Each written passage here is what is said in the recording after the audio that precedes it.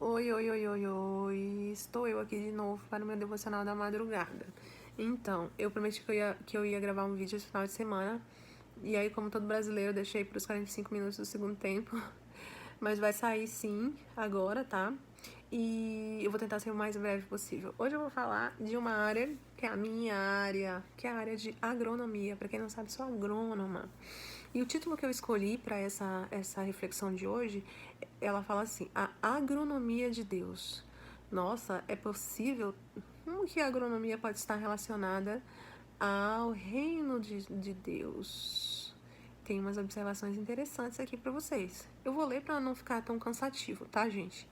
Então, a etimologia da palavra agronomia, ela vem da junção de agrônomo mais ia, que veio do francês, agronomia. Desculpe meu francês ruimzinho aí. E aí, o que é agronomia? A agronomia, ela abrange as ciências que estudam as práticas que regem a agricultura. Não apenas o cultivo de plantas, mas também envolve a criação de animais, porque a agronomia é um curso muito completo. Então, o prefixo agro, ele vem do verbete latino agru, que significa terra cultivada ou cultivável. Então, está relacionado ao cultivo de campos, dos campos. E a agricultura, ela também vem da origem de duas palavras do latim, ager e cultura. Ager significa campo, território, e cultura significa cultivo.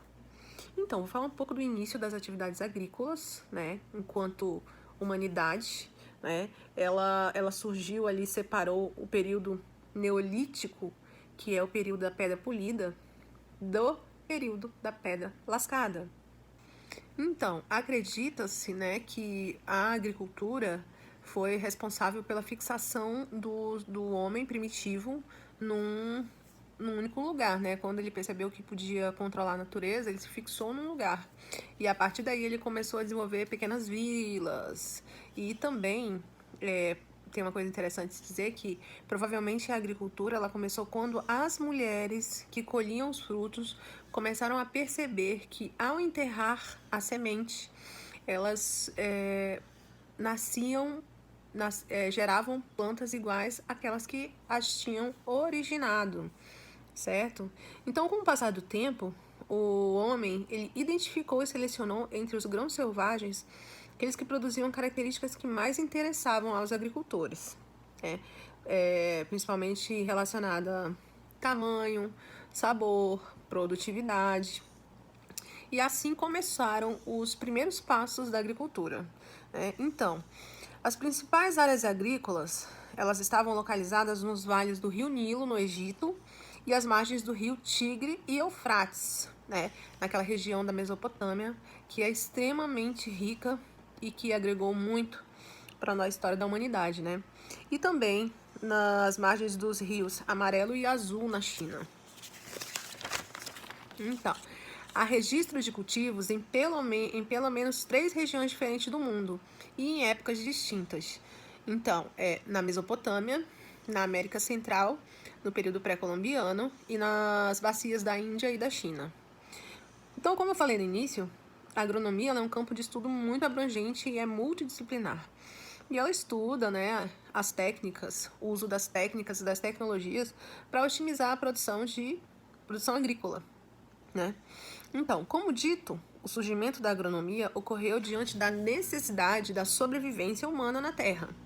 Pelo cultivo primitivo de extração, né, da coleta, passou por grandes transformações e foi e é hoje a base da economia de muitas sociedades, de muitos países, inclusive do nosso Brasil, que é um dos grandes, um dos gigantes do agro. Bom, então vamos para a parte da semeadura. Eu vou falar da semeadura porque a ideia desse vídeo é falar a respeito da palavra, da parábola do semeador. Então vamos puxar a etimologia da palavra semeadura, que vem lá do latim seminare, que significa produzir e procriar. Então, a semeadura ela é o ato ou efeito de semear e de lançar à terra as sementes. né? Então, na agronomia, o preparo do solo ele é fundamental para que as plantas possam desenvolver todo o seu potencial produtivo. Então, muitas vezes, são necessárias aplicar várias técnicas para que isso seja alcançado. Então, eu vou falando de algumas para poder fazer a correlação no final com a parábola. Então, a fase 1 é o preparo do solo. E o que é o preparo do solo? É a verificação da necessidade de corrigir a acidez do solo e a sua fertilidade. Como que é feito isso? Hoje é feito através das análises do solo, para você saber se é necessário fazer uma calagem, aplicação de calcário, se é necessário fertilizar com... Então, a fase 1 é o preparo do solo. A fase 2 está relacionada à limpeza da área. O que é a limpeza da área? É você fazer a retirada de detritos, eliminação de detritos e de ervas daninhas que podem atrapalhar o crescimento do cultivo. É uma fase muito importante. E, consequentemente, tem outras práticas também que você pode utilizar para melhorar a produtividade também. Por exemplo, se verificar se tem a necessidade de arar a terra, revolver a terra, se há necessidade de corrigir o nivelamento do solo através do uso da topografia e por aí vai. É importante falar que cada planta, cada espécie, ela possui as suas próprias características e demandas específicas. De um solo bem preparado, ele pode não gerar os resultados desejados e esperados. Então, são vários fatores que influenciam na produtividade agrícola.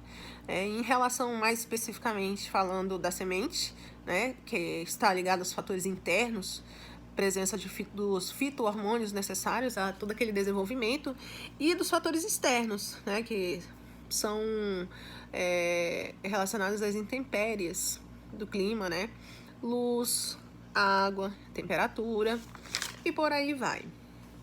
Então, podemos entrar agora na parábola do semeador, sabendo que a semeadura, eu expliquei, é o ato de lançar a semente no solo, E antes de fazer uma consideração de entrar na leitura de Mateus 13, é importante falar que o solo, aqui eu acredito que se refere à parábola, ela é o nosso coração, O solo é o coração e a semente é a palavra de Deus. E no final desse capítulo de Mateus, Jesus explica de maneira bem clara isso. De uma forma que eu não vou precisar fazer resumos aqui. Depois eu vou só falar no final de reflexão. Então eu vou ler aqui os 13. De trigo, do joio. Então vamos lá, Mateus 13. Então eu vou entrar aqui direto na leitura. Mateus 13. Naquele dia saiu Jesus e sentou-se à beira do lago. Acercou-se dele, porém, uma tal multidão que precisou entrar numa barca. Nela se assentou enquanto a multidão ficava à margem. E seus discursos foram uma série de parábolas. Disse ele: um semeador saiu a semear, e semeando parte da semente, caiu ao longo do caminho. Os pássaros vieram e a comeram. Outra parte caiu em solo pedregoso, onde não havia muita terra, e nasceu logo porque a terra era um pouco profunda. Logo, porém, que o sol nasceu, queimou-se por falta de raízes. Outras sementes caíram entre os espinhos cresceram e as sufocaram. Outras, enfim, caíram em terra boa, deram frutos, 100 por 1, 60 por 1, 30 por 1. Aquele que tem ouvidos, ouça.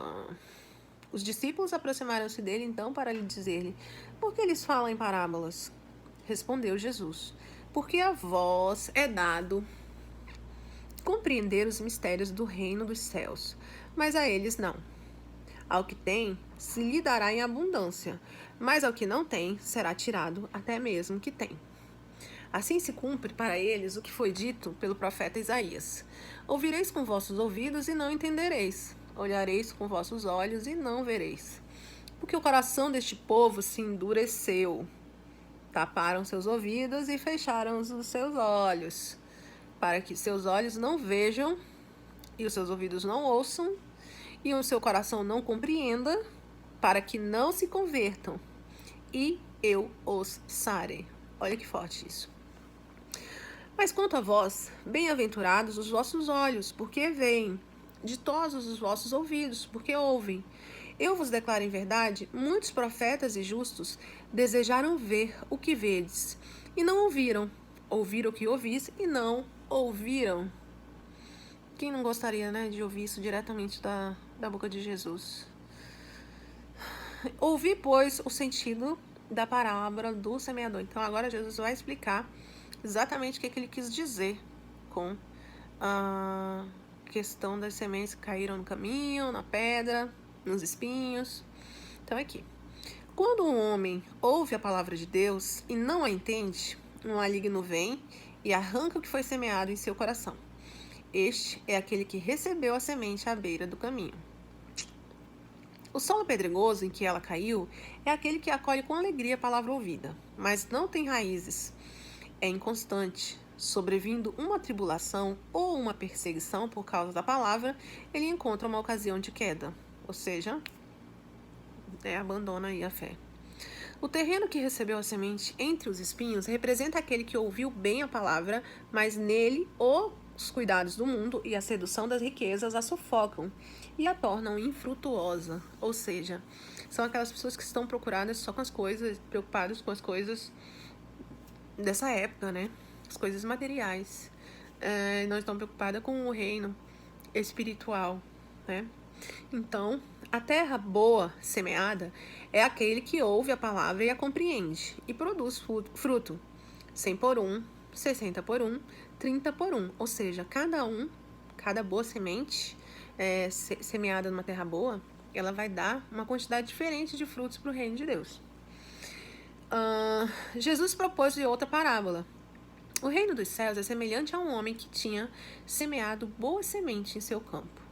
Na hora, porém, que os homens repousavam, veio o inimigo e semeou o joio no meio do trigo e partiu. O trigo cresceu e deu fruto, mas apareceu também o joio. Os servidores do pai de família vieram e disseram-lhe: Senhor, não semeaste bom trigo em teu campo? De onde veio, pois, o joio? Disse-lhe ele: Foi um inimigo que fez isto. Replicaram-lhe: Queres que vamos e o arranquemos? Não, disse ele, arrancando o joio, arriscais também tirar o trigo. Eu acredito que sejam as pessoas que, de fato, estão dentro da igreja cristã, né? Mas elas não estão realmente ali, de fato, de coração, fazendo bem lá dentro da comunidade, né? Penso eu, não sei. Deixai-os crescer juntos até a colheita. No tempo da colheita, direi aos ceifadores: arrancai primeiro o joio e o ataiam em feixes para o queimar. Recolhei depois o trigo no meu celeiro. Ai, gente, o bicho está doendo. É esta a menor de todas as sementes. Mas quando cresce, torna-se um arbusto maior que todas as hortaliças, de sorte que os pássaros vêm aninhar-se em seus ramos. De que esse versículo Jesus está se referindo ao fruto que seus discípulos dariam, que a palavra de Deus alcançaria todo esse mundão de gente que já viveu, que vive e que ainda viverá, se o mundo não acabar. Logo, né? Disse-lhes por fim outra parábola.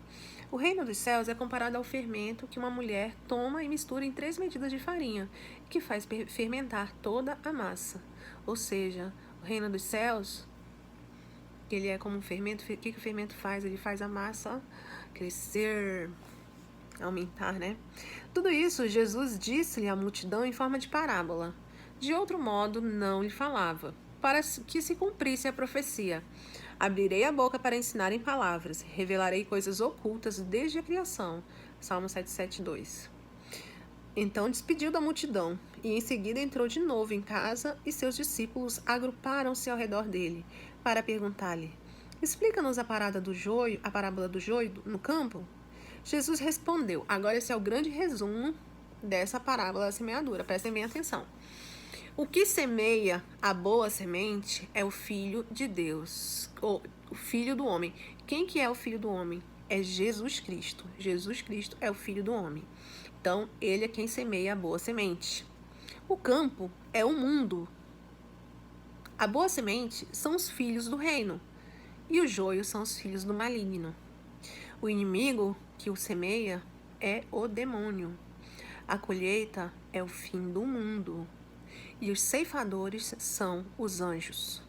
E assim como se recolhe o joio para jogá-lo no fogo, assim será no fim do mundo. O Filho do Homem enviará os seus anjos, que retirarão de seu reino todos os escândalos e todos os que fazem o mal, e os lançarão na fornalha ardente, onde haverá choro e ranger de dentes. Cresci ouvindo o meu avô falando isso. Então, ao reino de seu Pai, os justos resplandecerão como o sol. Aquele que tem ouvidos, ouça. O reino dos céus é também semelhante a um tesouro escondido num campo.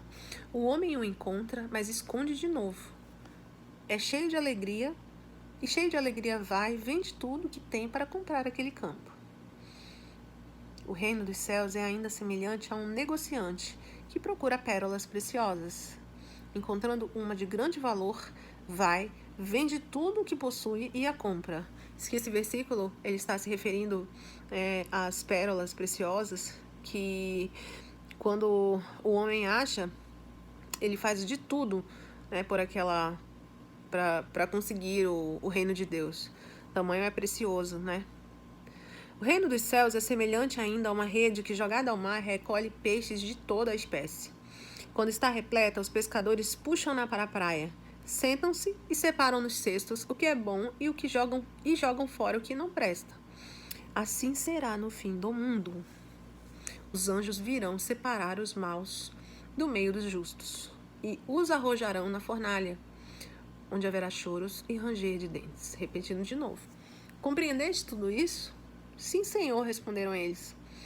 Por isso, todo escriba instruído nas coisas do reino dos céus é comparado a um pai de família que tira de seu tesouro coisas novas e velhas. Após ter exposto as parábolas, Jesus partiu, foi para a sua cidade e ensinava na sinagoga, de modo que todos diziam admirados: de onde vem essa sabedoria e essa força miraculosa? Não é este o filho do carpinteiro? Não é Maria sua mãe? Não são seus irmãos Tiago, José, Simão e Judas? E as suas irmãs não vivem todas entre nós? De onde lhes vem, pois, tudo isso? E não sabiam o que dizer a ele. Disse-lhe, porém, Jesus: é só em sua pátria e em sua família que um profeta é menosprezado. E por causa da falta de confiança deles, operou ali poucos milagres. Então, é bem interessante, né? Vamos finalizar aqui com a seguinte reflexão. Com toda essa explicação de Jesus da quem é o semeador, quem é o campo, falando a respeito de quem é o joio, o joio está infiltrado no meio do trigo. Ele fala da grande colheita que será realizada pelos anjos, separando o joio do trigo. O que mais que ele fala aqui? Campo é o mundo. E a boa semente são os filhos do reino. Eu te pergunto, será que você está sendo uma boa semente para o reino de Deus? Qual semente você é neste momento? Se é a semente que caiu à beira do caminho, que os pássaros vieram e comeram, né? Você ouviu a palavra e passou direto ali?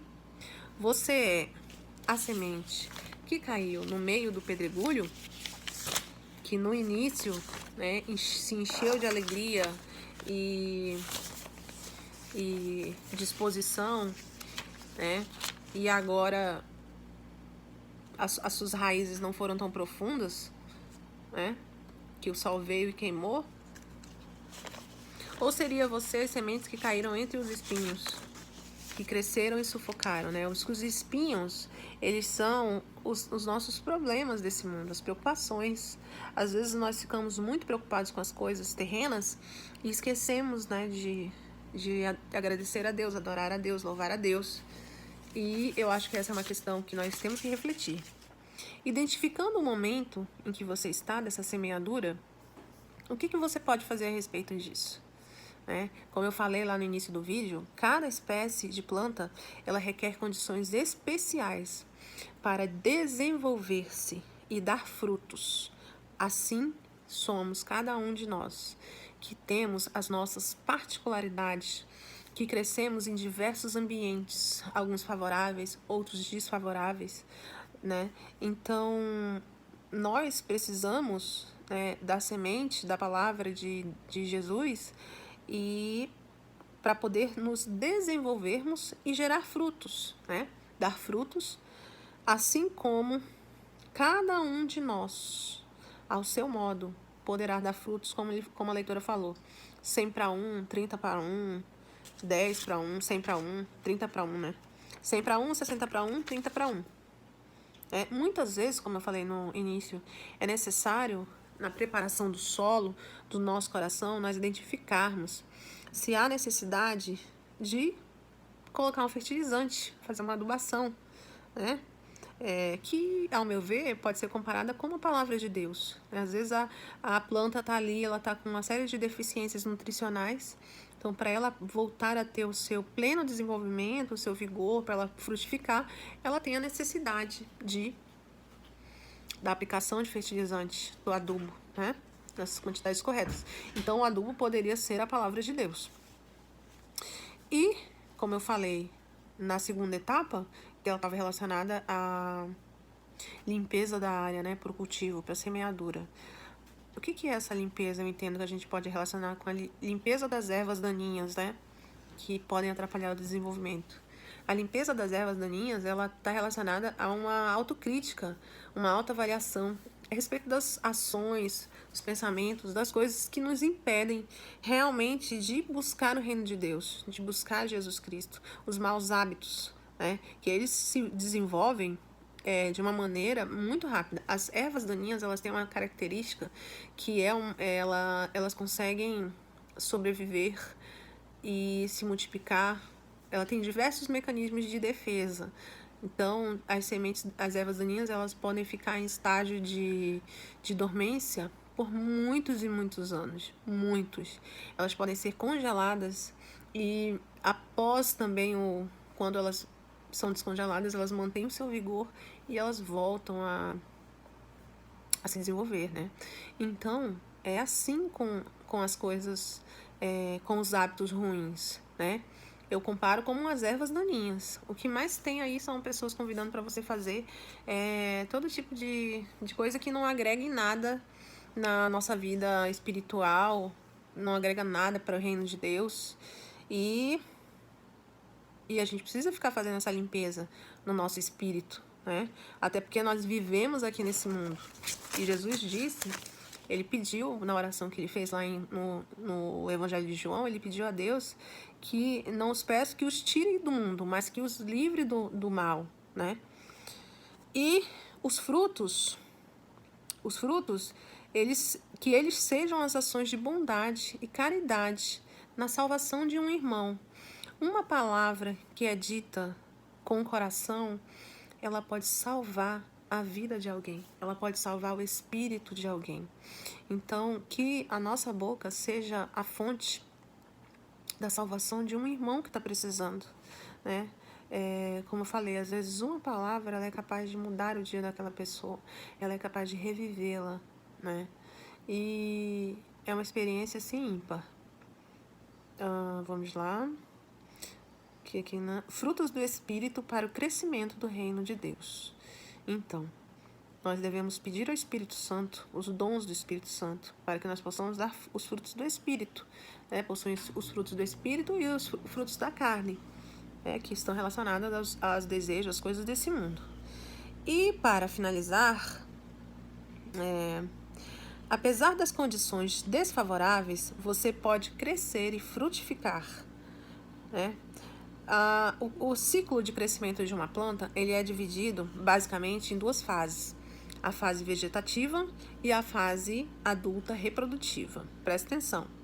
A fase vegetativa ela é a germinação da semente e ela vai indo até a planta adulta vegetativa. Então ela passa pela germinação até chegar na planta adulta vegetativa. Então passa para a fase reprodutiva, que está relacionada à indução floral e resulta na floração e na formação de frutos e sementes. Jesus falou também que ele é a videira verdadeira, né? Como eu falei, a palavra de Deus ela faz muita correlação com com as práticas de agricultura, com as plantas, né?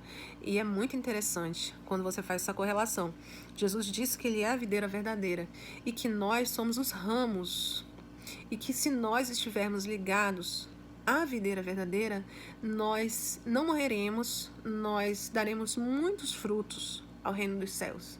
Então, nada mais é do que nós nos alimentarmos da palavra de Deus e poder exercer aí o amor de Deus, não apenas em palavras, mas em atitudes, né? Em atitudes que possam agregar para o reino de Deus, que possam salvar pessoas que estão em desespero, que estão angustiadas, que estão com medo. E com tudo isso eu quero te dizer o seguinte: floresça onde Deus te plantar. Aonde você estiver, que você possa florescer com palavras de amor, de fé, para todas aquelas pessoas que estão precisando. Que você seja a luz, que isso é a nossa verdadeira e única felicidade plena. Amar a Deus sobre todas as coisas e amar ao próximo como a si mesmos. E nós só podemos dar amor ao próximo quando você ama a si mesmo, realmente. Então era isso que eu tinha pra falar. Nossa, já vai fazer meia hora. Eu queria falar em 3 minutos, mas não deu. Estamos trabalhando pra isso. Fiquem com Deus, são 2 horas da manhã. Beijo. O que vocês acharam dessa filmagem? São 2 horas da manhã.